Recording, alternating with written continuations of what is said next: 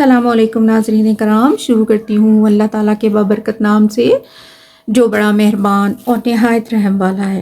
ایک روز کچھ لوگ خطیب میں اکٹھے تھے۔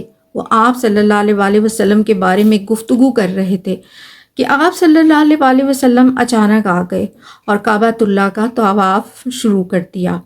آپ صلی اللہ علیہ وسلم جب ان کے نزدیک پہنچے تو انہوں نے آپ صلی اللہ علیہ وسلم پر طعنہ زنی کی۔ آپ خاموش رہے۔ ایسا 3 بار ہوا۔ آپ صلی اللہ علیہ وسلم نے انہیں سرزنش کی تو وہ خاموش ہوئے، اور اگلی روز پھر ایسا ہی ہوا۔ آپ صلی اللہ علیہ وسلم اچانک تشریف لے آئے تو سب نے اکٹھے ہوئے اور آپ صلی اللہ علیہ وسلم کو مارنے لگے، نعوذ باللہ۔ اس قدر مارا کہ حضرت ابو بکر صدیق رضی اللہ تعالیٰ عنہ کو خبر ہوئی تو دوڑے چلے آئے۔ دیکھا تو کوئی للکار رہا ہے، کوئی زد و کوب کر رہا ہے۔ آپ رضی اللہ تعالیٰ عنہ نے عقبہ بن معیط کو پرے دھکیلا اور حضور پاک صلی اللہ علیہ وسلم کو الگ کیا، اور پھر انہوں نے بھی انہیں مارنا اور للکارنا شروع کیا تو وہ سب حضور صلی اللہ علیہ وسلم کو چھوڑ کر آپ رضی اللہ تعالیٰ عنہ کو مارنے لگے، اور اتنا مارا کہ لہو لہان کر دیا۔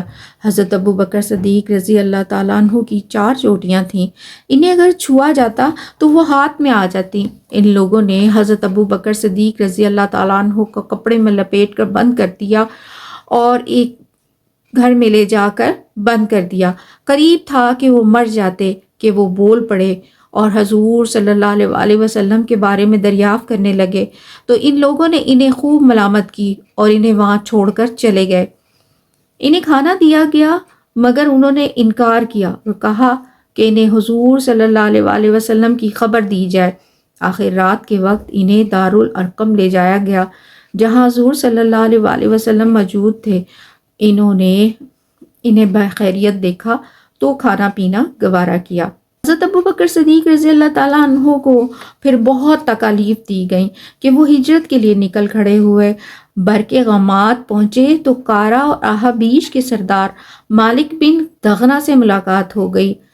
کارا ایک قبیلے کا نام تھا اور احابیش چند عرب قبائل کا مجموعہ ہے۔